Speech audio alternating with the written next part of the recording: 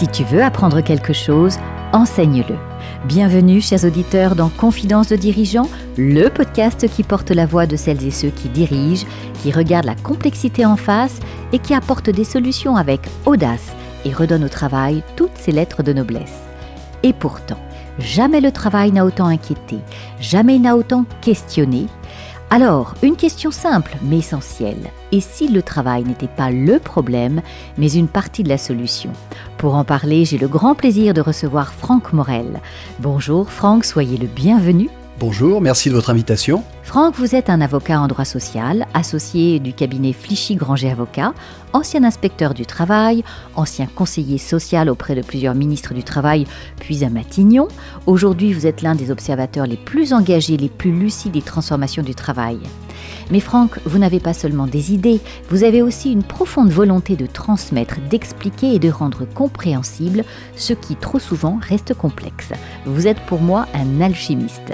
Avec l'économiste Bertrand Martineau, vous co-signez un essai au titre volontairement clair et assumé, Le travail et la solution. Dans cet épisode, nous allons parler de la valeur travail, du dialogue social, de loyauté, d'engagement, de la place des jeunes dans le travail, mais des seniors, des retraites, de l'intelligence artificielle et bien d'autres sujets. Un échange guidé par une conviction simple: pour avancer sur le travail, il faut savoir l'expliquer, le transmettre et surtout le rendre compréhensible à tous, car enseigner, c'est déjà transformer. Vous avez exercé dans l'administration, le conseil politique et aujourd'hui en cabinet. Qu'est-ce qui vous a guidé à chaque étape ? Ce qui m'a aidé à chaque étape, c'est d'une part le souci d'être un apporteur de solutions, c'est-à-dire de faire avancer les choses pour mon pays, pour la collectivité des individus, de toujours être en phase avec deux choses qui m'ont toujours guidé dans mon parcours professionnel. C'est un attachement aux valeurs du gaullisme, puisque je suis rentré dans la vie professionnelle par le gaullisme, par un certain nombre de rencontres autour de ça, et puis les questions sociales, qui sont toujours essentielles dans la vie des individus. Donc le dialogue, la loyauté, voilà un certain nombre de valeurs auxquelles je crois beaucoup. La loyauté, c'est très important. C'est très important de toujours être en phase avec ce que l'on veut faire, avec les engagements qu'on prend vis-à-vis d'autrui et la manière dont on veut le réaliser. Tout ça, ça m'a guidé. Toujours trouver des solutions, ça c'est un point essentiel aussi. Quelle valeur personnelle vous accompagne lorsque vous travaillez sur des réformes qui touchent autant à la vie quotidienne des Français? C'est être à la fois concret, réaliste, trouver la bonne alchimie entre le technique et le politique. Déjà, c'est quelque chose d'extrêmement important. Le technique sans le politique, c'est la technocratie. Le politique sans la technique, c'est le café du commerce. Donc il faut trouver la bonne alchimie entre les deux, c'est-à-dire à la fois le bon dosage de ce qui est techniquement envisageable, et puis le souffle qui est nécessaire, donc le politique, effectivement, c'est-à-dire l'idée qui va bien, qui va permettre de changer la vie des gens. Après, ce qui est important aussi, c'est effectivement changer la vie des gens, c'est-à-dire rechercher un impact concret sur l'existence des individus. Y a-t-il une rencontre ou un moment fondateur qui a façonné votre vision du travail ? Oh oui, j'ai eu un mentor quand j'avais 19 ans, donc j'étais étudiant, et j'avais fait la connaissance d'un personnage qui est formidable, qui s'appelait René Caille, qui avait été député gaulliste pendant 20 ans, qui était ce qu'on appelle un gaulliste social, et c'est lui qui m'a transmis cette fibre du social et de l'intérêt général et de la volonté de s'impliquer. Cette rencontre, elle a été déterminante parce que c'est ce qui a forgé mon parcours de vie après. Après avoir conseillé un Premier ministre et écrit plusieurs livres, quelle contribution souhaitez-vous apporter au débat public grâce à votre expertise juridique et politique ? Eh bien, je souhaite toujours être celui qui essaye de faire avancer les choses, qui apporte des idées, qui essaye de remettre le travail au cœur. C'est ce que nous avons voulu faire à travers l'ouvrage que nous venons d'écrire avec Bertrand Martineau. Remettre le travail au cœur parce que notre société ne se construira que par le travail. On sortira des maux auxquels nous avons à faire face aujourd'hui, et notamment notre endettement, le financement de notre modèle social, que par plus de travail. Et quand je dis ça, plus de travail, il ne faut pas le prendre comme une punition, comme quelque chose de difficile, du sang et des larmes, etc., mais comme quelque chose, au contraire, qui doit être positif, qui doit permettre à chacun de se réaliser. Ça veut dire qu'il faut remettre le travail au centre. Donc voilà ce que je voudrais contribuer à faire dans, je dirais, à la place qui sera la mienne. Et le livre s'appelle « Le travail et la solution ». Alors vous partez d'un constat, les Français se sont éloignés du travail. Qu'est-ce qui, selon vous, a cassé ce lien ? Ce qui a cassé ce lien, c'est 3 reproches qui sont formulés par nos concitoyens et qui ont quelques résonances effectivement dans la manière dont on peut analyser le travail. Le premier reproche, c'est que les actifs considèrent que le travail ne paye pas. Et c'est vrai, quand on regarde les indicateurs économiques, l'évolution du niveau des salaires est bien moindre que ce qu'elle était la décennie précédente ou celle encore d'avant. Le poids des dépenses contraintes a augmenté. Et donc, objectivement, effectivement, ce sentiment que le travail ne paye pas, il rencontre un certain écho dans des indicateurs objectifs. Premier élément. Deuxième élément de diagnostic, c'est que les actifs ont le sentiment que les perspectives professionnelles ne sont plus ce qu'elles étaient. Vous savez, dans l'après-guerre, on disait on va rentrer, allez, on va pas citer de nom, mais chez un grand constructeur automobile et on va y faire toute sa carrière et puis on partira à la retraite. On le vit plus comme ça aujourd'hui. On a le sentiment qu'effectivement, quand on rentre chez un employeur, quand on rentre dans une entreprise ou qu'on commence une activité, on va pas forcément pouvoir avoir des perspectives et se projeter dans ces perspectives. À tort ou à raison, souvent à raison, malheureusement, nos concitoyens ont cette impression. Et puis, dernier reproche qui est formulé, c'est le besoin d'être reconnu dans ce que chacun fait. Et nos concitoyens ont le sentiment que la reconnaissance n'y est pas. Et bien voilà, c'est sur ces 3 sujets qu'il faut travailler. C'est sur ces 3 sujets que, au niveau des politiques publiques, au niveau des managements d'entreprise, chacun d'entre nous a des réponses à apporter. Et nous en mettons sur la table un certain nombre dans l'ouvrage que vous avez cité. Aussi sur la durée du travail, oui. Vous suggérez de transformer la loi en norme supplétive, ouverte à la négociation collective, et on parlait du dialogue social, donc oui. Ça sera une réponse. Donc est-ce la clé pour justement un dialogue plus apaisé? C'est une des clés, c'est pas la seule, mais c'est une des clés. Nous ne travaillons pas assez collectivement, c'est-à-dire que le taux d'emploi, notamment des plus âgés et des plus jeunes, est insuffisant, mais notre quantité individuelle de travail est également insuffisante à l'heure où notre productivité, malheureusement, se casse la figure. Donc, il faut travailler plus, mais encore une fois, c'est pas presse-bouton. Travailler plus, c'est pas quelque chose que l'on décrète parce que quelque part on va écrire un chiffre sur un bout de papier ou dans un texte normatif. Donc il faut mettre en place un écosystème pour encourager le fait de travailler plus. Donc ça veut dire qu'il faut élargir le champ de la négociation, permettre de négocier le seuil de déclenchement des heures supplémentaires, vous l'avez dit. Ça veut dire qu'il faut faire sauter un certain nombre de verrous, un certain nombre de plafonds qui sont inutiles et donner plus d'espace à la négociation collective. Et puis, il faut aussi modifier notre écosystème fiscal et social pour encourager le travail en plus. Donc, c'est les allègements d'heures supplémentaires, etc. C'est tout ça sur lequel il faut travailler. Et je rebondis sur les retraites et les seniors, notamment. C'est un des gros pavés aujourd'hui. Dans votre livre, vous proposez de faciliter le cumul emploi-retraite et de mieux valoriser les carrières longues. Mais aussi, à la lumière des mobilisations que nous avons actuellement, est-ce réaliste quand beaucoup disent qu'ils n'en ont plus la force ? Oui, il faut travailler sur les conditions de travail, bien évidemment. Mais le cumul emploi-retraite, c'est quelque chose de volontaire. Et c'est quelque chose qui peut être à temps partiel. Il faut organiser mieux le temps partiel de fin de carrière. Le cumul emploi-retraite, moi j'ai une expression pour essayer de le valoriser, c'est les heures supplémentaires de la vie active. Je pense qu'il faut effectivement le favoriser comme les heures supplémentaires de la vie active. Donc on pourrait avoir des systèmes d'encouragement à travers des exonérations, effectivement, de charges, par exemple, sur ce type de système. Il faut aller beaucoup plus loin. Et puis, le temps partiel de fin de carrière, il y a plein de mécanismes par le biais duquel on pourrait le favoriser. Par exemple, on pourrait permettre de verser l'indemnité de licenciement de quelqu'un qu'on ne licencierait pas pour le garder en temps partiel à la fin de sa carrière et compenser en partie la baisse de rémunération qui en résulterait. On a plein de mécanismes de ce genre sur lesquels on peut travailler. D'autant plus que le gouvernement mise aujourd'hui sur l'allongement des carrières, mais si les entreprises n'adaptent pas leurs conditions de travail, cette réforme est-elle tenable ? Il faut qu'effectivement on travaille sur les conditions de travail. Il faut qu'on ait le courage d'aborder des sujets qui sont un peu tabous, comme les risques psychosociaux, comme la placardisation. Nous évoquons dans l'ouvrage la question de la placardisation, qui est un tabou suprême. Il ne faut pas avoir peur d'appeler un chat et de faire face à ces questions. Et puis, pour améliorer les conditions de travail, il faut aussi travailler sur l'absentéisme. Et là, vous avez un gros chantier qui est notre système d'indemnisation de la maladie. Il faut travailler sur notre système d'indemnisation de la maladie pour mieux protéger les gros coups durs de l'existence. On pourrait aboutir à mettre en place, par exemple, une protection prévoyance pour tous. Ce n'est pas le cas aujourd'hui. Mais en revanche, il faut peut-être être plus restrictif sur l'indemnisation de la maladie pour les maladies de faible durée. Comment concilier deux attentes opposées ? D'un côté, la nécessité économique de travailler plus longtemps et de l'autre, l'aspiration à une meilleure qualité de vie au travail. C'est la raison pour laquelle la remise du travail au cœur doit prendre en compte ces deux exigences qui ne sont pas contradictoires. Si on travaille sur les conditions de travail, si on lutte contre les trappes à bas salaire, qu'on offre des perspectives de carrière, on fera du travail quelque chose de pleinement désirable et le fait de travailler plus sera quelque chose vu de manière positive. C'est là-dessus qu'il faut travailler. Alors, je ne suis pas en train de vous dire que nous sommes dans le monde des bisounours et que tout va pour le mieux dans le meilleur des mondes. Bien évidemment, j'ai conscience du fait qu'il y a des situations difficiles et il faudra travailler sur ces situations difficiles. Mais si collectivement déjà on va dans cette direction, on fera œuvre utile. Franck, à votre avis, que faut-il faire en termes de coût du travail ? C'est un vrai sujet parce que l'un des éléments du diagnostic sur le fait que le travail ne paye pas vient du fait qu'on a beaucoup chargé la mule et on fait financer notre modèle social quasi exclusivement, en tout cas très principalement, sur le travail. Donc il faut travailler là-dessus et il faut sans doute transférer une large partie du financement de notre modèle social sur autre chose. Donc c'est la problématique de la TVA sociale, par exemple. Nous proposons dans l'ouvrage de transférer des cotisations salariales sur de la TVA, donc pour faire payer par la consommation, plutôt que par le travail, une partie de notre modèle social. Dans le nouveau pacte social que vous appelez de vos vœux, quelle place devraient occuper les retraites ? Alors les retraites, on sait très bien que si on veut que notre système de retraite soit durable, il faudra se préoccuper de l'évolution de la démographie. Ça veut dire deux questions.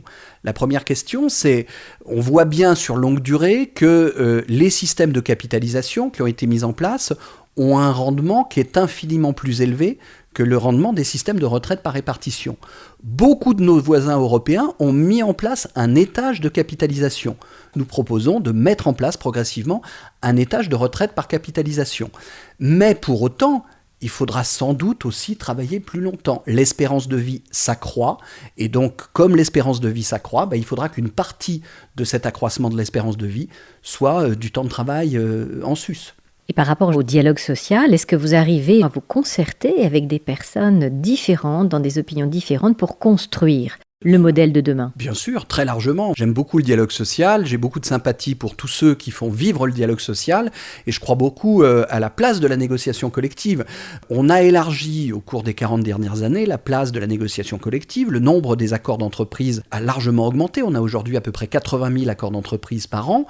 Il faut continuer dans cette direction. Il faut continuer parce que c'est gagnant-gagnant, parce que ce que l'on construit par la négociation collective est plus durable.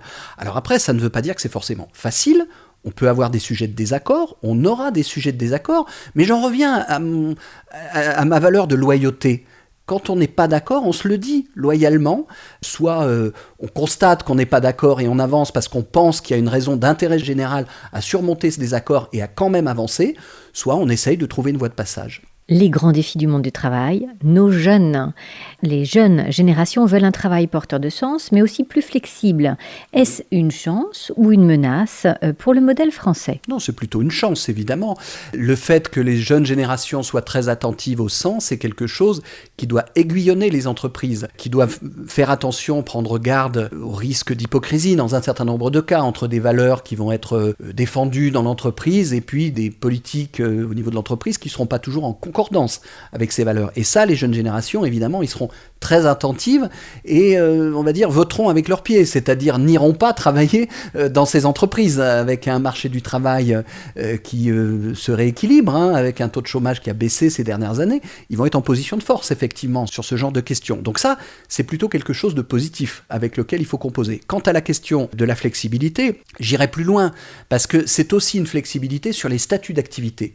C'est pas uniquement sur le temps de travail et sur l'équilibre vie professionnelle, vie personnelle, c'est aussi une flexibilité sur les statuts d'activité.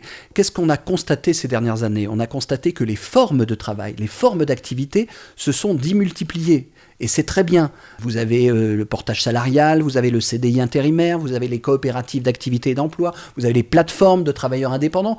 Toutes ces formes d'activité un peu atypiques, entre guillemets, il faut les encourager, il faut les soutenir. Moi, je crois beaucoup et nous proposons un certain nombre de choses pour soutenir la diversification des formes d'activité, parce que c'est ce qui permet de donner corps à quelque chose dont on a beaucoup parlé ces dernières années, qui est la vieille notion de flexicurité, vous savez, à la fois la flexibilité et la sécurité.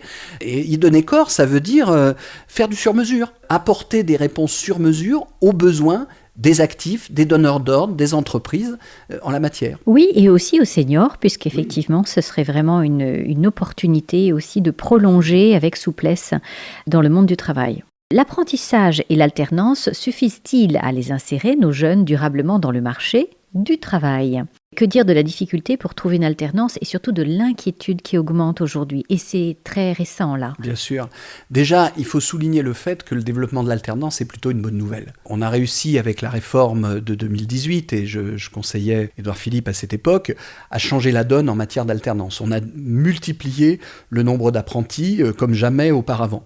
Donc il faut garder cette dynamique, il faut la garder de manière soutenable budgétairement, bien évidemment, donc en utilisant de manière judicieuse les financements publics, mais il faut continuer à surfer sur cette vague, ça c'est clair. Après, il faut travailler, vous avez raison, sur l'insertion durable dans l'entreprise de nos jeunes. Et ça suppose effectivement un suivi, ça suppose que le dialogue social notamment s'empare de ces questions dans les entreprises. C'est un beau sujet, effectivement. Sujet d'ailleurs que nous allons retrouver avec l'intelligence artificielle. Mais avant, et ça aussi, ça va être un vrai sujet de santé publique, cette intelligence artificielle, c'est déjà aussi la santé au travail. Les réformes récentes ont renforcé la prévention des risques.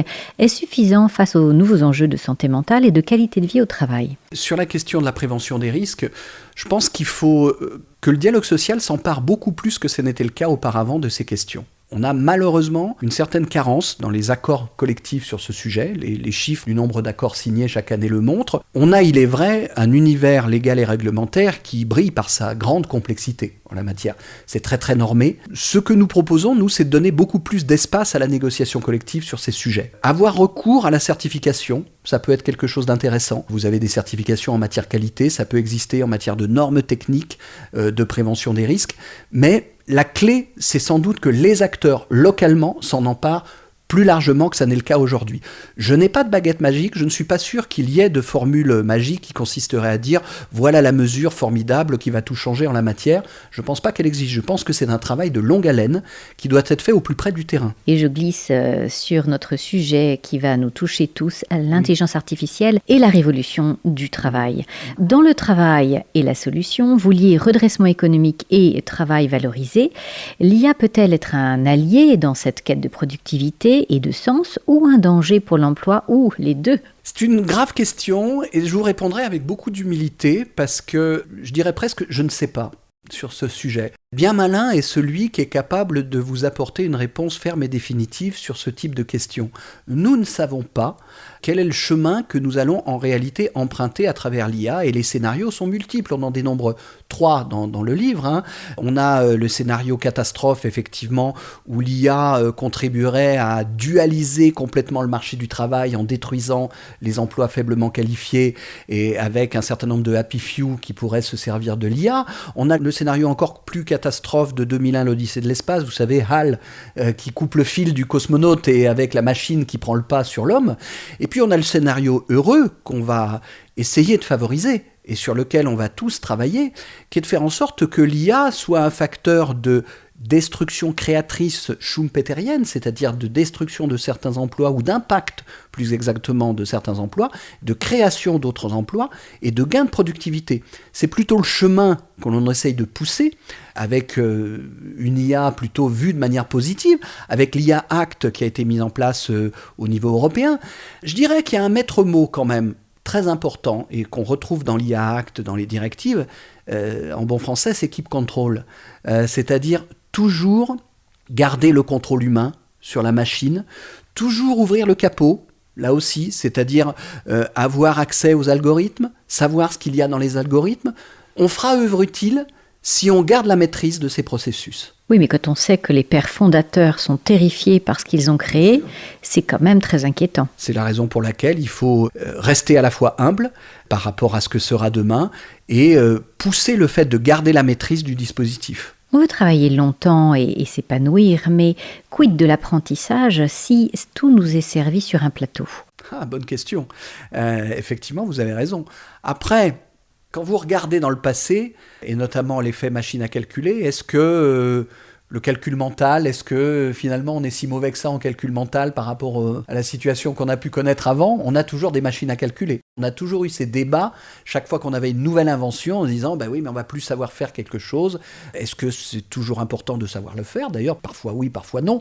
Donc il faut aussi avoir un regard positif sur ces évolutions et constructif. J'ai envie de dire on n'a pas le choix. Il faut faire le pari positif sur ces évolutions parce que c'est aussi en faisant le pari positif sur ces évolutions qu'on favorisera une issue positive. Vous savez, c'est la prophétie autoréalisatrice. J'y crois beaucoup. Peut-être que ça peut rentrer aussi dans la prévention des risques psychosociaux, notamment pour les jeunes qui passent beaucoup de temps sur les écrans, qui scrollent. Et même nous, adultes, nous avons des manies maintenant et nous rentrons dans ce genre de situation. Donc, c'est comment peut-être mettre des protections? Ah, ça, c'est tout le débat autour des plus jeunes d'entre nous, effectivement, et de l'accès aux réseaux sociaux des plus jeunes d'entre nous, bien évidemment. Mais pas que, effectivement. Mais on s'aperçoit qu'il y a des addictions qui montent chez tout le monde. Ah oui, le temps passé derrière les écrans, le temps passé à utiliser son téléphone est quelque chose de plus en plus croissant. Il faut y être attentif, vous avez raison. Et vous qui êtes si regardant sur le dialogue social, quand on voit que finalement beaucoup deviennent individualistes, ça pousse pas au lien, au développement du lien. C'est le paradoxe parce qu'effectivement, on a beaucoup dit il y a quelques années, quand on parlait des réseaux sociaux, que ça allait être quelque chose de formidable pour les relations individuelles. Paradoxalement, c'est plutôt l'inverse que l'on constate, de la même manière qu'on pouvait mettre en avant aussi le fait qu'on allait découvrir des choses nouvelles de manière bienveillante, et au contraire, il y a parfois sur les réseaux sociaux beaucoup de violence et beaucoup même de fermeture. Il faut travailler sur tout ça, bien évidemment. C'est le débat autour de l'anonymat sur les réseaux sociaux, c'est le débat sur ce qu'on appelle la modération, c'est-à-dire la capacité à réguler toutes ces choses-là. Il faut avoir ce débat, effectivement. C'est un débat utile et nécessaire. Je vous rejoins. Tout à l'heure, on parlait de nos personnages historiques. Il nous faudrait une sorte de Richelieu. Ah oui, alors moi, dans mon panthéon historique, j'ai plusieurs personnages. De Gaulle, bien évidemment, parce que je suis gaulliste, avec la création de la Ve République, avec la place de notre pays dans le monde, et sans égal dans la période récente. Donc De Gaulle est évidemment dans mon panthéon. Mais j'ai deux autres personnages que je voudrais mettre dans le panthéon. C'est Richelieu pour le sens de l'État, vous avez raison, et Lafayette pour le sens de la nuance, la modération et la recherche d'équilibre aussi, qui est quelque chose d'important. Si dans 10 ans, vous aviez réussi à faire passer une seule idée dans le débat public sur le travail, laquelle aimeriez-vous voir triompher? Ah, c'est une bonne question. Je pense que c'est le fait de faire du travail un objet désirable. C'est faire en sorte que, véritablement, on ait réussi à changer le regard sur le travail et à faire en sorte que les individus se rendent compte que c'est véritablement par le travail, grâce au travail, qu'ils vont améliorer leur sort à court et à moyen terme. Si on réussit à faire ça, je pense qu'on aura fait œuvre utile. Que voudriez-vous dire aujourd'hui à nos auditeurs, qu'ils soient dirigeants, salariés, jeunes, qui doutent de la valeur du travail ou de sa place dans leur vie? Je voudrais leur dire que chaque fois qu'on en a la possibilité, c'est pas toujours le cas, il faut essayer de faire ce qui vous passionne. Et si vous faites quelque chose qui vous passionne, vous ferez le choix de la raison. Ça, c'est quelque chose auquel je crois beaucoup. Vous savez, on oppose parfois le choix du cœur et le choix de la raison. Je pense que le choix du cœur est le choix de la raison. Alors, j'ai conscience du fait que les existences sont parfois difficiles, les situations sont parfois difficiles, mais autant qu'on en a la possibilité, il faut pousser dans cette direction. Franck, quelle est votre devise? Alors j'ai deux devises moi, que j'aimerais mettre en avant. La première, c'est le fait de faire les choses sérieusement sans se prendre au sérieux. Il faut toujours garder du recul dans ce qu'on fait. Tout est important et rien n'est important à la fois. Et puis la deuxième chose, c'est construire toujours. C'est-à-dire toujours être apporteur de solutions et toujours avoir une approche positive et constructive des choses. C'est une hygiène de vie et une hygiène de positionnement professionnel. Merci beaucoup Franck pour cet échange éclairant, exigeant et profondément constructif.